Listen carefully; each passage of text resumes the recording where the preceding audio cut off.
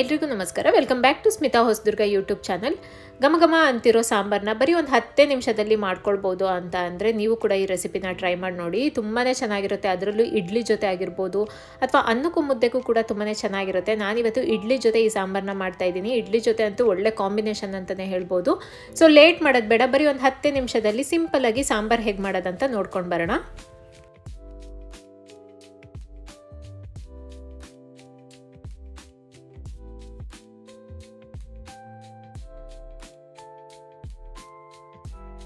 ಈಗ ಮೊದಲಿಗೆ ಒಂದು ಪ್ಯಾನಿಗೆ 2 ಚಮಚ ಎಣ್ಣೆನ ಹಾಕ್ಕೊಳ್ತೀನಿ. ನಾನಿಲ್ಲಿ ಪಾತ್ರೆಯಲ್ಲೇ ಮಾಡ್ಕೊಳ್ತೀನಿ. ಪಾತ್ರೆಯಲ್ಲಿ ಮಾಡ್ಕೊಂಡ್ರೂ ಬೇಗನೆ ಆಗೋಗ್ಬಿಡುತ್ತೆ ಬರೀ ಒಂದು 10 ನಿಮಿಷದಲ್ಲಿ. ನಿಮಗೆ ಅಷ್ಟೆಲ್ಲ ಟೈಮ್ ಇಲ್ಲ ಅಂದರೆ ಕುಕ್ಕರಿಗೆ ಕೂಡ ಹಾಕ್ಕೊಳ್ಬೋದು. ಎಣ್ಣೆ ಚೆನ್ನಾಗಿ ಬಿಸಿ ಆದ ನಂತರ ಒಂದು ಅರ್ಧ ಚಮಚದಷ್ಟು ಸಾಸಿವೆ ಹಾಕ್ಕೊಳ್ತೀನಿ. ಸಾಸಿವೆ ಚೆನ್ನಾಗಿ ಚಟಪಟ ಅಂತ ಸಿಡಿಬೇಕು. ಸಿಡಿದ ನಂತರ ಒಂದು ಅರ್ಧ ಚಮಚ ಜೀರಿಗೆನ ಹಾಕ್ಕೊಳ್ತೀನಿ. ಜೀರಿಗೆ ಕೂಡ ಚಟಪಟ ಅಂತ ಸಿಡಿದ ಮೇಲೆ ಒಂದು ಕಟ್ ಮಾಡಿರೋ ಈರುಳ್ಳಿನ ಹಾಕ್ಕೊಳ್ತೀನಿ. ಚಿಕ್ಕ ಸೈಜ್ ಈರುಳ್ಳಿನೇ ತೊಗೊಂಡಿದ್ದೀನಿ. ಈ ಈರುಳ್ಳಿನಾದರೂ ಹಾಕ್ಕೊಳ್ಬೋದು, ಇಲ್ಲ ಸಾಂಬಾರು ಈರುಳ್ಳಿ ಬರುತ್ತಲ್ಲ ಅದನ್ನು ಕೂಡ ಹಾಕ್ಕೊಳ್ಬೋದು.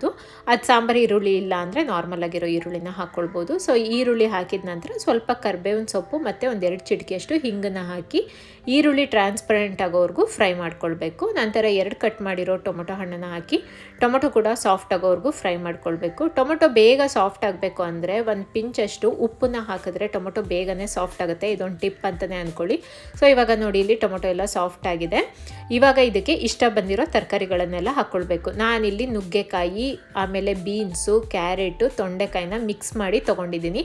ಇದ್ರ ಜೊತೆ ನೀವು ಮೂಲಂಗಿ ಸೇರಿಸ್ಬೋದು, ಇಲ್ಲ ಆಲೂಗೆಡ್ಡೆ ಸೇರಿಸ್ಬೋದು, ಇಲ್ಲ ಬಣ್ಣದ ಸೌತೆಕಾಯಿ ಕೂಡ ಸೇರಿಸ್ಬೋದು. ನಿಮಗೆ ಮನೇಲಿ ಯಾವ ತರಕಾರಿ ಇರುತ್ತೋ ಅದನ್ನು ಹಾಕ್ಕೊಳ್ಬೋದು. ಸೊ ನಾನಿವಾಗ ಇಷ್ಟು ಥರದ ತರಕಾರಿನ ಹಾಕ್ಕೊಂಡಿದ್ದೀನಿ.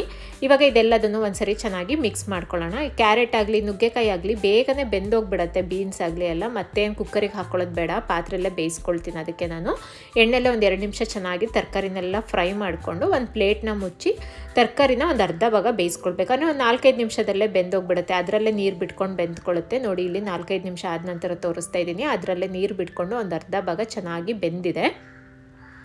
ಸೊ ಕುಕ್ಕರಿಗೆ ಹಾಕೊಳ್ಳೋದಿದ್ರೆ ನೀವು ಒಂದು ವಿಸಲ್ ಕೂಗಿಸ್ಕೊಳ್ಬೇಕು. ಎಲ್ಲ ಹಾಕಿ ನಂತರ ಲಾಸ್ಟಲ್ಲಿ ಕೂಗಿಸ್ಕೊಂಡ್ರೂ ಸಾಕು. ಇಲ್ಲ ಅಂದರೆ ಈ ರೀತಿ ಪಾತ್ರೆಯಲ್ಲಿ ಮಾಡ್ಕೊತೀವಿ ಅಂದರೆ ಈ ವಿಧಾನದಲ್ಲಿ ಮಾಡ್ಕೊಳ್ಬೇಕು. ಒಂದು ಅರ್ಧ ಬೆಂದಿದ ನಂತರ ಕನ್ಸಿಸ್ಟೆನ್ಸಿಗೆ ಸರಿಯಾಗಿ ನೀರನ್ನು ಹಾಕ್ಕೊಳ್ಬೇಕು. ನಾನಿಲ್ಲಿ 2 ಲೋಟ ನೀರನ್ನು ಹಾಕ್ಕೊಳ್ತೀನಿ. ಹಾಗೆ ರುಚಿಗೆ ಉಪ್ಪನ್ನು ಹಾಕ್ಕೊಳ್ತಾ ಇದ್ದೀನಿ. ಮತ್ತು ಇದಕ್ಕೆ 1 ಚಮಚ ತಿಳಿ ಸಾರಿನ ಪುಡಿನ ಹಾಕ್ಕೊಳ್ತಾ ಇದ್ದೀನಿ. ಮನೆಯಲ್ಲೇ ಮಾಡಿರೋ ಅಂಥ ತಿಳಿ ಸಾರಿನ ಪುಡಿ. ನೀವು ಮನೇಲಿ ಮಾಡಿಟ್ಕೊಂಡಿಲ್ಲ ಅಂತ ಅಂದರೆ ಹೊರಗಡೆ ಕೂಡ ರೆಡಿಮೇಡ್ ಸಿಗುತ್ತೆ, ಅದನ್ನು ಕೂಡ ಹಾಕ್ಕೊಳ್ಬೋದು. ಇಲ್ಲ ಅಂದರೆ ಅದ್ರ ಬದಲಿ ಧನಿಯಾ ಪೌಡರ್ ಕೂಡ ಹಾಕ್ಕೊಳ್ಬೋದು. ಹಾಗೆ 1 ಚಮಚ ಖಾರದ ಪುಡಿನ ಹಾಕ್ಕೊಂಡಿದ್ದೀನಿ. ಮತ್ತು ಒಂದು 1/4 ಚಮಚದಷ್ಟು ಅರಿಶಿನದ ಪುಡಿನ ಹಾಕ್ಕೊಂಡಿದ್ದೀನಿ. ಮುಂಚೆನೇ ಒಂದು ನೆಲ್ಲಿಕಾಯಿ ಸೈಜಷ್ಟು ಹುಣಸೆ ಹಣ್ಣನ್ನು ನೆನೆಸಿಟ್ಟಿದ್ದೆ, ಆ ರಸನ ಹಾಕ್ಕೊಂಡು ಒಂದ್ಸರಿ ಎಲ್ಲದನ್ನು ಚೆನ್ನಾಗಿ ಮಿಕ್ಸ್ ಮಾಡ್ಕೊಳ್ಳೋಣ. ಮಿಕ್ಸ್ ಮಾಡ್ಕೊಂಡಿದ್ದ ನಂತರ ಇವಾಗ ತರಕಾರಿನ ಪೂರ್ತಿಯಾಗಿ ಬೇಯಿಸ್ಕೊಳ್ಬೇಕು. ಅಂದರೆ ಬೇಗನೆ ಬೆಂದೋಗ್ಬಿಡುತ್ತೆ. ಮತ್ತೆ ಒಂದು 4-5 ನಿಮಿಷ ಕುದಿಸ್ಕೊಂಡ್ರೆ ಸಾಕು. ಒಂದು 4-5 ನಿಮಿಷ ಆದ ನಂತರ ತೋರಿಸ್ತಾ ಇದ್ದೀನಿ. ನೋಡಿ, ಇಲ್ಲಿ ಸಾಂಬಾರೆಲ್ಲ ಚೆನ್ನಾಗಿ ಕುದಿ ಬರ್ತಾ ಇದೆ, ತರಕಾರಿ ಕೂಡ ಚೆನ್ನಾಗಿ ಬೆಂದಿದೆ. ಇವಾಗ ಇದಕ್ಕೆ ಮುಂಚೆನೇ ಬೇಯಿಸಿ ಸ್ಮ್ಯಾಶ್ ಮಾಡಿ ಇಟ್ಕೊಂಡಿರೋ ಬೇಳೆನ ಹಾಕ್ತಾಯಿದ್ದೀನಿ. ಈಗ ನಿಮಗೆ ಸಾರಿಗೆ ಥಿಕ್ನೆಸ್ ಬೇಕು ಅಂದರೆ ಬೇಳೆ ಬೇಕು, ಹಾಗಾಗಿ ಮುಂಚೆನೇ ಬೇಯಿಸಿಟ್ಕೊಂಡಿದ್ದೆ, ಅದನ್ನು ಹಾಕ್ಕೊಳ್ತಾ ಇದ್ದೀನಿ. ನೀವು ಕುಕ್ಕರಿಗೆ ಹಾಕೋದಿದ್ರೆ ತರಕಾರಿ ಬೇಳೆ ಎಲ್ಲ ಒಟ್ಟಿಗೆ ಹಾಕಿ ವಿಸಲ್ ಕೂಗಿಸ್ಕೊಳ್ಬೋದು. ಸೊ ಇವಾಗ ನಾನು ಸ್ಮ್ಯಾಶ್ ಮಾಡಿರೋ ಬೇಳೆನ ಹಾಕ್ಕೊಂಡು ಒಂದ್ಸರಿ ಎಲ್ಲದನ್ನು ಮಿಕ್ಸ್ ಮಾಡಿ ಒಂದು 2 ನಿಮಿಷ ಕುದಿಸ್ಕೊಳ್ತೀನಿ. ಒಂದು 2 ನಿಮಿಷದ ಜೊತೆ ಕುದ್ರೆ ಸಾಕು. ಒಂದು 2 ನಿಮಿಷ ಆದ ನಂತರ ತೋರಿಸ್ತಾ ಇದ್ದೀನಿ. ನೋಡಿ, ಇಲ್ಲಿ ಸಾಂಬಾರೆಲ್ಲ ಚೆನ್ನಾಗಿ ಕುದಿ ಬಂದಿದೆ, ಘಮ ಅಂತಿದೆ, ತರಕಾರಿ ಕೂಡ ಪೂರ್ತಿಯಾಗಿ ಬೆಂದಿದೆ. ಲಾಸ್ಟಲ್ಲಿ ಸ್ವಲ್ಪ ಕಟ್ ಮಾಡಿರೋ ಕೊತ್ತಂಬರಿ ಸೊಪ್ಪನ್ನು ಹಾಕ್ಕೊಳ್ಳೋಣ. ಬರೀ ಒಂದು 10 ನಿಮಿಷದಲ್ಲಿ ಸಿಂಪಲಾಗಿ ಮಾಡ್ಕೊಳ್ಬೋದು. ಇಡ್ಲಿ ಜೊತೆಗಂತೂ ಸಖತ್ತಾಗಿರುತ್ತೆ, ಟ್ರೈ ಮಾಡಿ ನೋಡಿ. ಸೊ ಇವಾಗ ಎಲ್ಲದನ್ನು ಒಂದ್ಸರಿ ಚೆನ್ನಾಗಿ ಮಿಕ್ಸ್ ಮಾಡಿಕೊಂಡ್ರೆ ಘಮ ಅಂತಿರೋ ಟೇಸ್ಟಿಯಾಗಿರೋ ಬರೀ ಒಂದು 10 ನಿಮಿಷದಲ್ಲಿ ಮಾಡೋ ಅಂಥ ಸಿಂಪಲ್ ಸಾಂಬಾರು ರೆಡಿ ಆಗುತ್ತೆ. ಇಡ್ಲಿ ಜೊತೆನೂ ಮಾಡ್ಕೊಳ್ಬೋದು, ಇಲ್ಲಾಂದರೆ ಆವಾಗಲೇ ಹೇಳ್ದಂಗೆ ಅನ್ನಕ್ಕೆ ಮುದ್ದೆಗೂ ಕೂಡ ಮಾಡ್ಕೊಳ್ಬೋದು.